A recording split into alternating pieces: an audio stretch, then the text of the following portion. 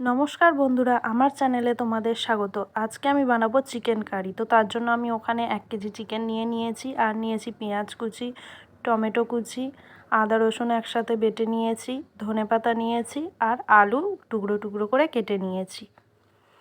এবার আমি চিকেনে কিছু মশলা মাখিয়ে ম্যারিনেট করে নেব। প্রথমেই দিয়ে দিলাম হলুদ গুঁড়ো, তারপরে আমি দেব লঙ্কা গুঁড়ো। তো লঙ্কা গুঁড়ো দিয়ে দিয়েছি। এবারে আমি দেব স্বাদ মতো লবণ। তো এর মধ্যে আমি কিছুটা সর্ষের তেলও দিয়েছি। দিয়ে এবার আমি এটাকে ভালোভাবে মিশিয়ে মাংসটার মধ্যে ঢাকা দিয়ে 30 মিনিট মতো রেখে দেব।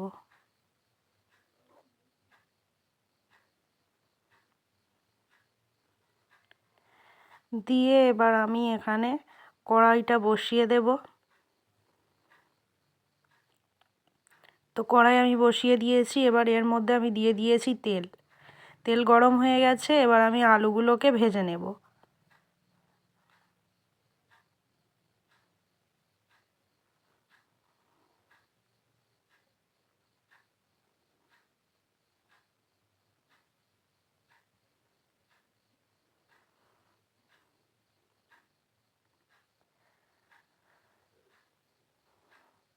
আলুগুলো সব আমার কড়ার মধ্যে দেয়া হয়ে গেছে। এবার আমি এর মধ্যে স্বাদ মতো নুন, হলুদ গুঁড়ো আর লঙ্কা গুঁড়ো দিয়ে দেব। দিয়ে এবার এটাকে আমি ভালো করে লাল লাল করে ভেজে নেব।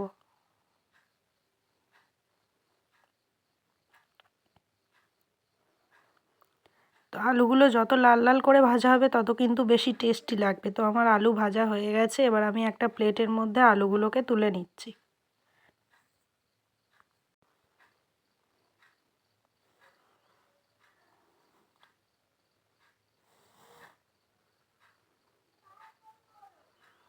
দেখো আলুগুলো কত সুন্দর লাল লাল করে ভেজে নিয়েছি। এবার কড়াইতে যতটুকু তেল ছিল তার মধ্যে আমি আরেকটু তেল দিয়ে দেব। দিয়ে এখানে আমি ফোড়ন করে নেব। ফোড়নে আমি 2টো তেজপাতা ও গোটা গরম মশলা দিয়ে দেব। গোটা গরম মশলার মধ্যে আছে এলাচ, দারচিনি, লবঙ্গ। দিয়ে এবার আমি পেঁয়াজ কুচিটা এর মধ্যে দিয়ে দেব।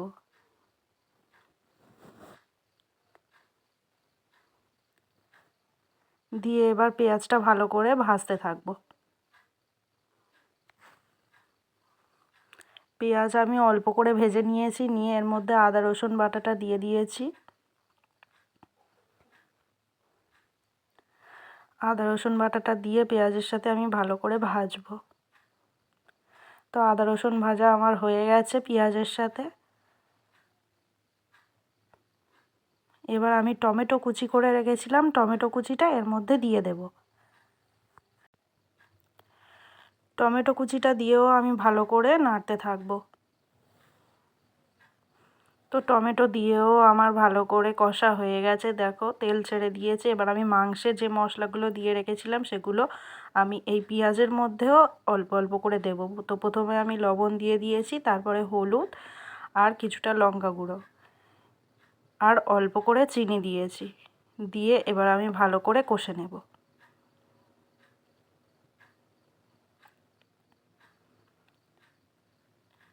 তো মশলা বাটা জলটাও আমি একটু দিয়ে দিলাম। দিয়ে ভালো করে কষবো।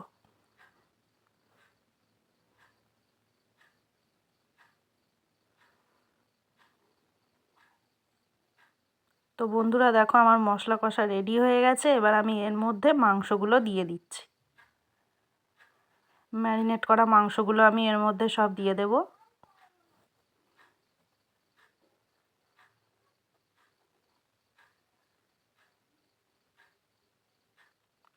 দিয়ে এবার আমি ভালো করে মাংসের সাথে মশলাটা মিশিয়ে নেব।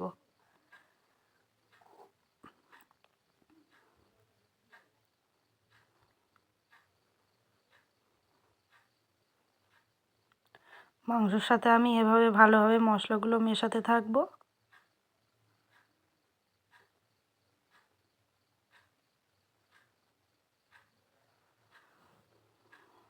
দিয়ে এভাবে আমি মাংসটা ভালোভাবে কষে নিচ্ছি। মাংসটা সুন্দর করে আমি কষে নেব, যত সুন্দর করে কষা হবে তত মাংস টেস্টি লাগবে।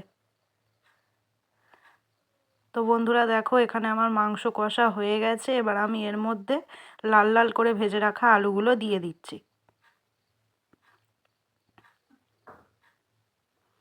আলুগুলো দিয়েও আমি ভালো করে এবার কষিয়ে নেব।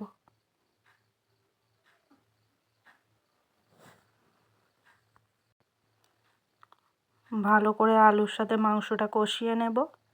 নিয়ে এবার এর মধ্যে আমি একটু চিকেন কারি মশলা দিয়ে দিলাম, দিয়ে আবার ভালো করে কষতে থাকবো। যতক্ষণ না তেল ছাড়ে আমি ততক্ষণ কষতে থাকবো।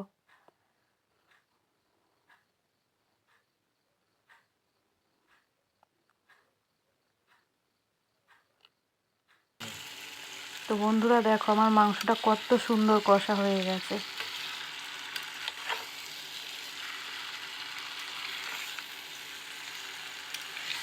সুন্দর করে আমি মাংসটা কষে নিয়েছি।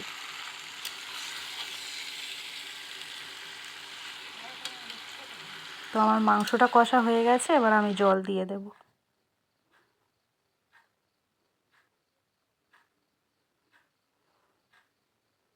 মাংসর মধ্যে আমি জলটা দিয়ে দিলাম।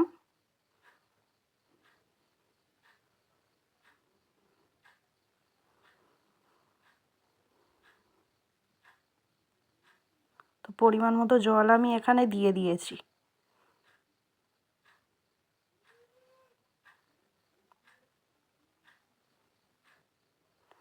দিয়ে এবার আমি এটাকে ঢাকা দিয়ে সিদ্ধ হতে দেব। মাঝখানে ঢাকনা খুলে আমি এটাকে একবার নেড়ে দিয়েছি।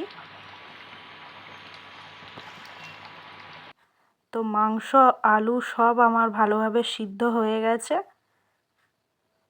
আর ঝোলটাও অনেকটা শুকিয়ে গেছে। তো মাংসটা আমার শেষের দিকে। এবারে আমি গরম মশলা গুঁড়ো দিয়ে মাংসটাকে নামিয়ে নেব। গরম মশলা গুঁড়ো দিয়ে দিয়েছি, এবার আমি একটু নাড়িয়ে মাংসটাকে নামিয়ে নেব। আমার মাংস কমপ্লিট হয়ে গেছে।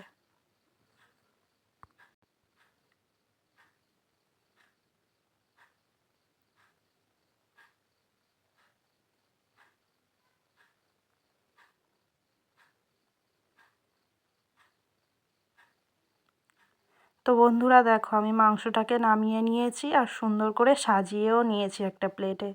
তো কেমন লাগছে দেখতে কমেন্ট করে জানাও। আর আমার এই রেসিপিটা যদি তোমাদের ভালো লেগে থাকে তাহলে আমাকে সাবস্ক্রাইব করে আমার চ্যানেলটিকে আমার পাশে থেকো।